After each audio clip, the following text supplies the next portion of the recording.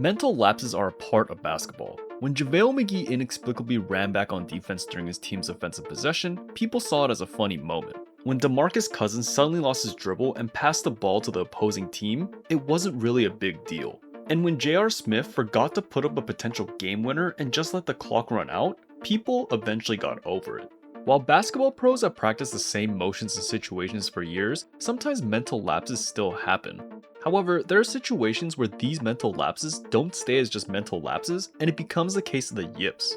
And the situation can become so bad that it makes players lose the ability to perform actions they have trained their entire lives for. Chuck Hayes, who for his entire college career was a 74% free throw shooter, one day gained an extremely ugly hitch in his shot, dropping his free throw percentage to 36.8%.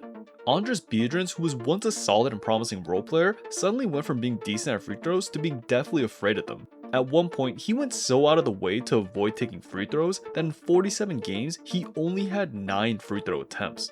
And one player who was once touted as the next LeBron James somehow became afraid of scoring a bucket. In a game like basketball where mentality controls so much of the physical actions of a player, one bad incident can mess with a player for the rest of their career.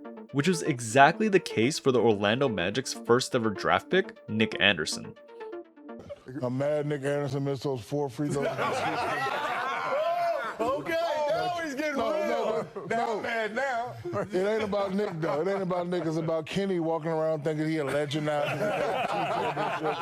Over the course of one season, Nick Anderson out of nowhere went from a 70% free throw shooter to a dismal 40%. How did this happen? Well, it was an incredible case of the yips. During Game 1 of the NBA Finals, the Orlando Magic were looking to close out a win over the veteran Houston Rockets. With 10.5 seconds left in the game, Orlando was up by 3 and Nick Anderson was at the line. Nick only needed one free throw to basically ice the game, but he somehow ended up missing both free throws. But no big deal, as Nick managed to get the rebound and was fouled, getting sent to the line again. However, Nick, who up to this point was a 70% free throw shooter, missed 2 free throws in a row again. In a bizarre series of events, Nick had somehow missed 4 free throws in a row, and because of these misses, the Rockets were able to force overtime and ended up winning the game and eventually the series. Now up to this point, Nick's track record had always been solid, with him rarely ever missing 2 free throws in a row, much less 4. So when this incident happened at such a high stakes moment, his mental completely broke.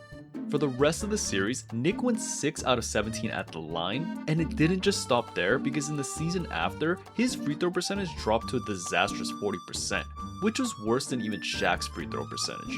Those 4 free throw misses haunted Nick for the rest of his career, with him stating that after the incident he had lost his confidence, his aggression, and started to tell himself he was going to miss shots instead of thinking he was going to make them.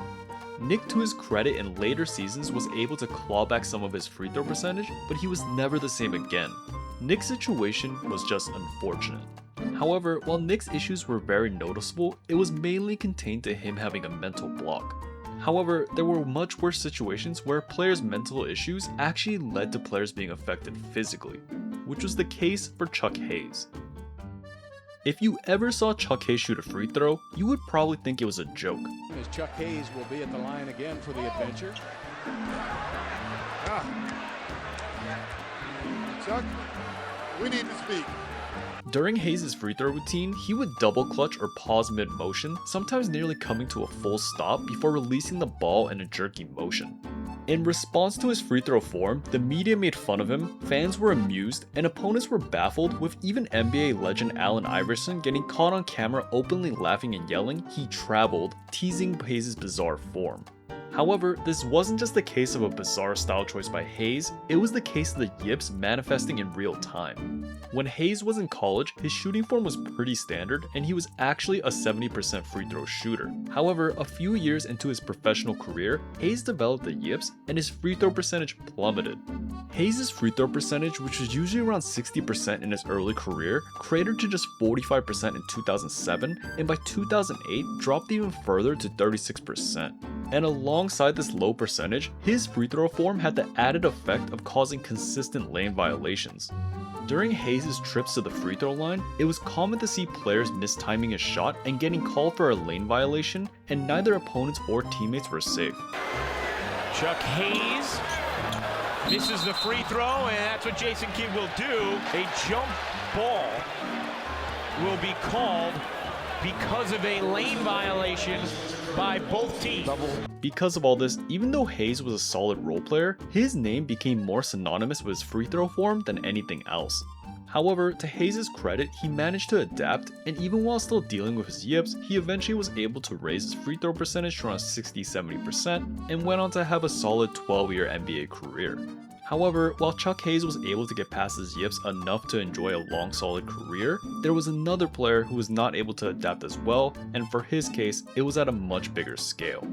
Markelle Fultz practicing again after missing time since October. Looks like the shot is still bizarre. Sixers coach Brett Brown has vowed to help him rediscover his shot, Jackie.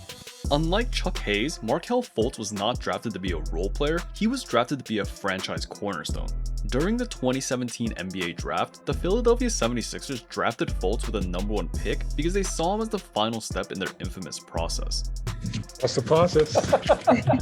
And by looking at Fultz's game, you can understand why.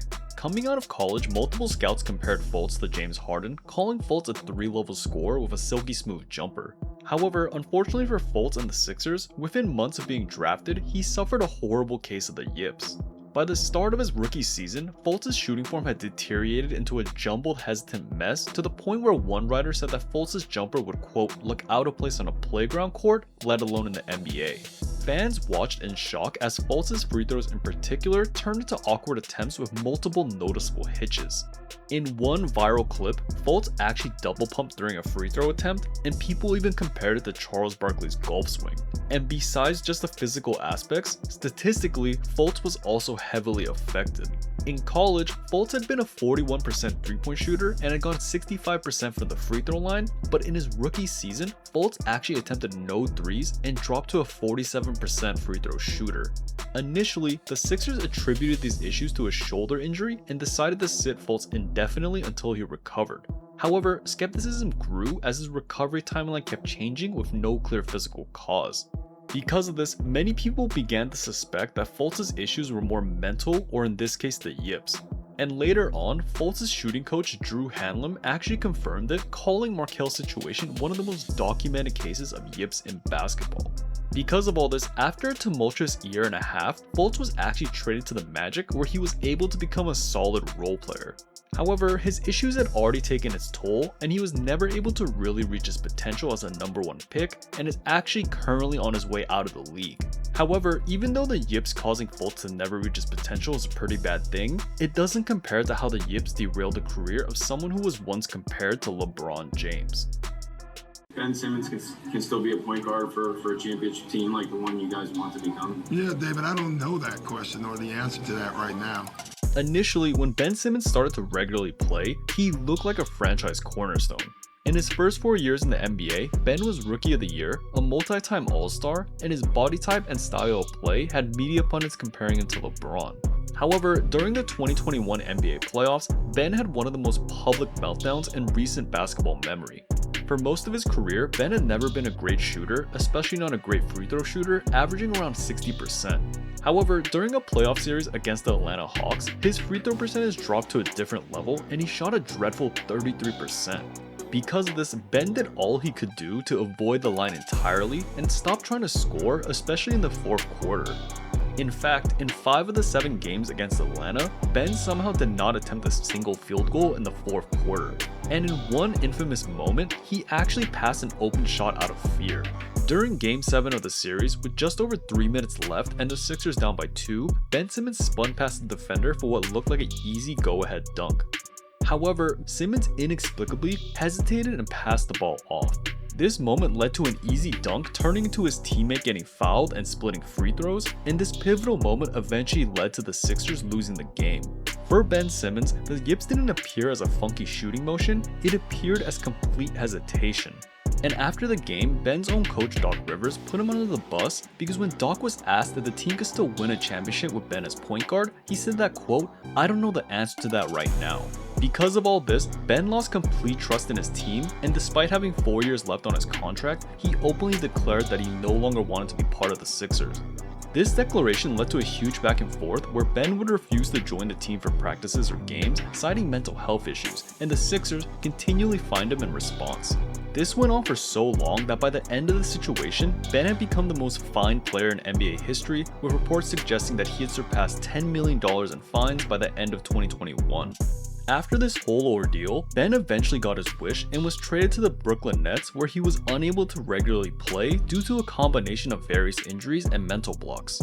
Because of his irregular play and different issues, Ben was eventually waived and he went on to join the Clippers. However, after his time with the Clippers ended, at the age of 29, he is currently unable to find a team. From going from all-star status and being compared to LeBron to potentially out of the league by the age of 29, Ben Simmons' case of the yips is probably the worst in NBA history. Look, Pim, I know it's our job to help this guy and everything, but I think this guy's a lost cause. He's obviously made up his mind. Why don't we just cut our losses and get out of here?